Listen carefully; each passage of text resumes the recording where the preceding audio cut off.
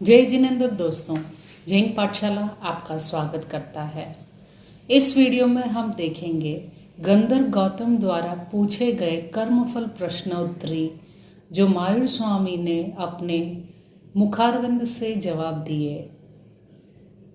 नमियो न तिथ नाहम जानन्तो तह य गोयमो भयवम अभुहान बोह नत्थम दम्म दम्म फलम पुच्छे। तीर्थ के नाथ प्रभु महावीर देव को नमस्कार कर चार ज्ञान को धारण करने वाले अनंत लब्धि निधान श्री गौतम स्वामी, जो स्वयं चार ज्ञान के प्रताप से जीवों के असंख्य भवों को जानने वाले थे, फिर भी भव्य प्राणियों पर करुणा दृष्टि से अवसर अनुरूप बार बार प्रभु महावीर देव से तात्विक प्रश्न पूछते रहते और जीवों पर उपकार करते रहते थे। असंख्यात भव संबंधी संदेहों को शुद्ध ज्ञान की सहायता से श्री गौतम स्वामी स्वयं जानते थे, तथापि अज्ञानी जीवों को बोधार्थ वे भगवान महावीर देव के मुखारविंद से इसलिए कहलवाते थे कि स्वयं की अपेक्षा उत्कृष्ट ज्ञानी सर्वज्ञ प्रभु विशिष्ट भाषा में जो वर्णन करेंगे तथा उससे जगत पर जो प्रभाव पड़ेगा, उससे प्रताप से अनेक भव्य आत्माएं सन्मार्ग को प्राप्त कर सकेगी। श्री तीर्थंकर देव में वचनातिशय का अलौकिक गुण होता है। उस गुण से सभी जीव अपनी अपनी भाषा में उसका तत्व समझ सकते हैं और उससे अपने जीवन को सुधार सकते हैं। इस हेतु श्री गौतम स्वामी अपने ऊपर महान उपकार को करने वाले हैं। परम पूज्य आप्त पुरुषों के वचन भव्य जीव समझें, समझकर जीवन में उतारें और स्व पर के उपकारी बने।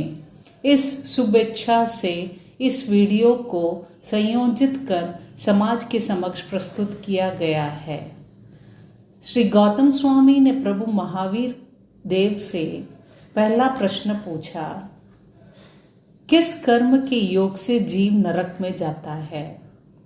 तब तीन जगत के नाथ भगवान महावीर प्रभु ने फरमाया, जो जीव हिंसा करता है, झूठ बोलता है, चोरी करता है, परस्त्री सेवन करता है, अति पाप परिग्रह से आसक्त रहता है, जो 5 अनुव्रतों की विराधना करता है तथा अति क्रोधी, अति मानी, कपटी, रौद्र स्वभावी, महापापी, चुगलखोर, अति लोभी, साधुओं की निंदा करने वाला, अधर्मी, असंबद्ध वचन बोलने वाला, दुष्ट बुद्धि वाला और कृतघ्न होता है, वह जीव अत्यंत दुख और शोक से भरी हुई नरक गति को प्राप्त होता है। श्री गौतम स्वामी ने प्रभु महावीर देव से दूसरा प्रश्न पूछा, हे क्षमा सागर, यह जीव स्वर्गलोक में किस कारण से जाता है?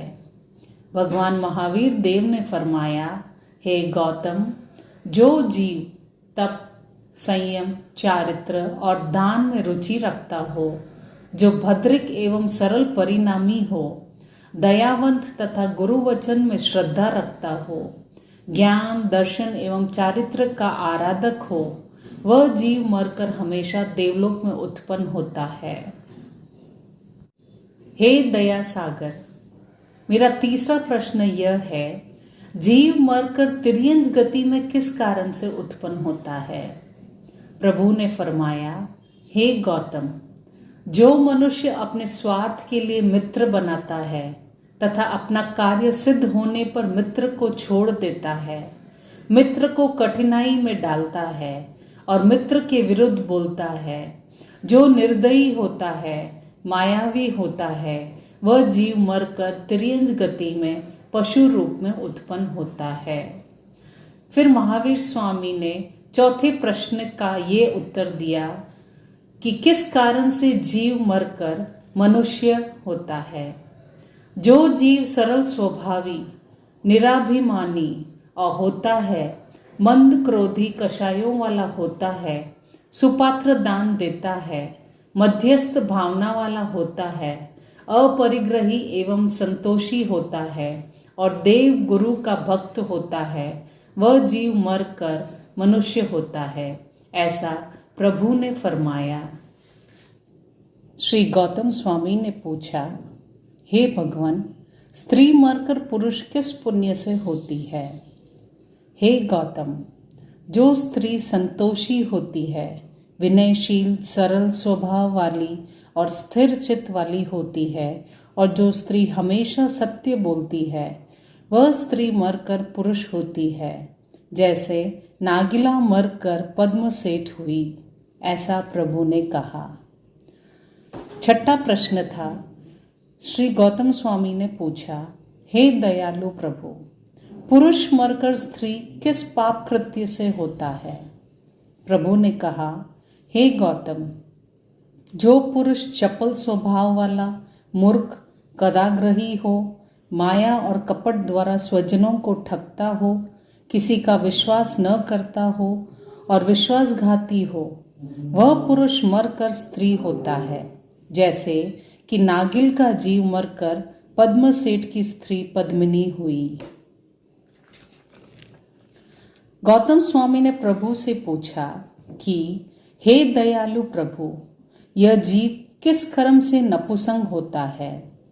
श्री महावीर परमात्मा ने कहा, हे गौतम, जो पुरुष घोड़े, बैलों, बकरों आदि पशुओं का छेदन और निर्लाछन करता है, कान आदि काटता है, हिंसा करता है, वह जीव सब अंगों से हीन होता है और नपुंसक रूप को प्राप्त होता है, जैसे कि महापापी गोत्रास नपुंसक हिंजड़ा हुआ।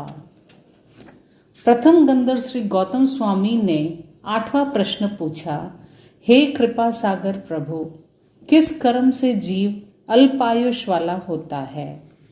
श्री महावीर प्रभु ने कहा, जो पुरुष निर्दयी होकर जीवों को मारता है, परलोक आदि में विश्वास नहीं करता, अति संक्लेश करता है, वह जीव मरकर शिव कुमार और यज्ञदत्त के समान अल्पायुष वाला होता है। श्री गौतम स्वामी ने 9वां प्रश्न पूछा, हे दया के भंडार, किस कर्म के उदय से जीव लंबी आयुष वाला होता है? उस समय श्री महावीर प्रभु ने कहा, जो व्यक्ति जीव दया का पालन करता है, दयालु होता है, जीवों को अभयदान देकर ही संतोष मानता है, वह जीव मरकर अगले भव में दीर्घ आयुष वाला होता है।